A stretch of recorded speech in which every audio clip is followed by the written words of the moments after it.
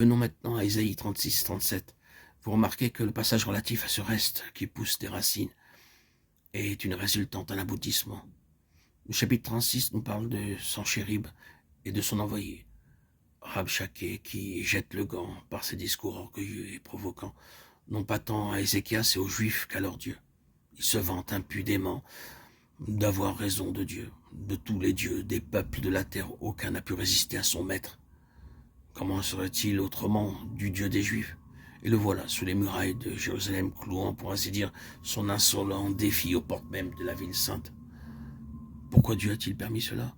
Il les a pourtant vus venir de loin, du fond de la Syrie, quand ils se sont mis en route pour Jérusalem. Pourquoi ne les a-t-il pas arrêtés, détournés de leur projet? Comment se fait-il qu'il ne soit pas intervenu en faveur de son peuple? Pourquoi n'a-t-il pas suscité des obstacles, mis des circonstances à la traverse de leur plan de campagne? Pourquoi a-t-il permis qu'ils viennent jusqu'ici, qu'ils installent leur camp tout autour de la ville, qu'ils s'en organisent le siège, et puis laisser de telles paroles sortir de leur bouche? Pourquoi? Quelles que soient les apparences, tout cet ensemble est le fait d'un Dieu souverain et tout-puissant. C'est lui qui a autorisé tout cela, c'est lui qui a laissé les choses en venir au point précis où elles sont maintenant.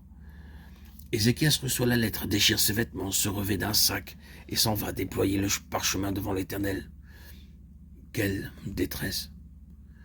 Dieu a permis que Sanchérib, nous pourrions même dire, Dieu est allé chercher Sanchérib et la puissante armée des Assyriens. C'est lui qui les a attirés, c'est lui qui en a couvert le pays, qui a armé leur cœur et leur volonté, qui a laissé l'arrogance enfler leur langage.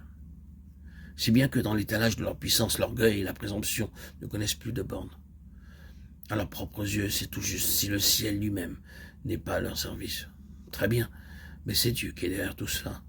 C'est Dieu qui les a amenés là. Il a un reste en vue, et il faut que le reste prenne racine.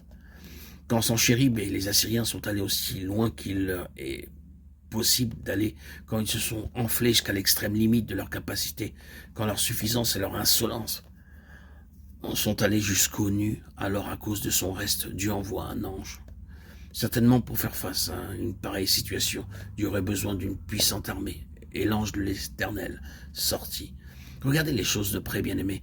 Il y a là un facteur qu'on retrouve dans le Nouveau Testament.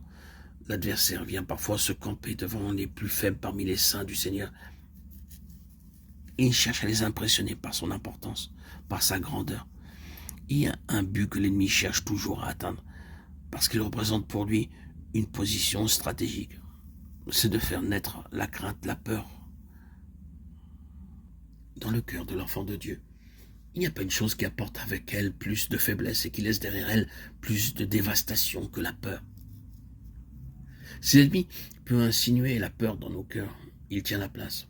Aussi, ne manquera-t-il pas de faire étalage de sa personne et de s'efforcer par tous les moyens de nous intimider par un déploiement outré de ses forces. Nous devons prendre garde, naturellement, de ne jamais sous-estimer la puissance de l'ennemi. Mais nous ne devons pas oublier non plus de toujours maintenir exacte notre échelle de comparaison entre la puissance de notre Dieu et celle de Satan.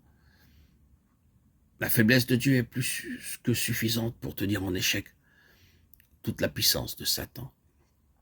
Quel est, en dernière analyse, le vrai sens de cette histoire? C'est d'abord qu'en face de toute la furie de l'oppresseur, le reste demeure inébranlable dans sa foi en Dieu. Ensuite, Dieu démontre que s'il a laissé l'ennemi se livrer à de tels excès, c'était simplement pour faire la preuve que son reste ne peut pas être détruit. Car le reste prend racine en présence même de Sanchérib à la face des Assyriens. Ce qui sera resté poussera encore des racines par-dessous. Voyez, c'est là l'aboutissement. Il y a aussi une allusion prophétique à en venir plus lointain, c'est vrai, mais il n'en est pas moins remarquable de voir le rapprochement de ces deux choses. D'une part, la vague presque toute puissante de l'armée assyrienne qui ne parvient pas à détruire en définitive que ce qui n'a pas de valeur aux yeux de Dieu. Et d'autre part, le reste qui subsiste, en dépit de tout, et pousse de nouvelles racines.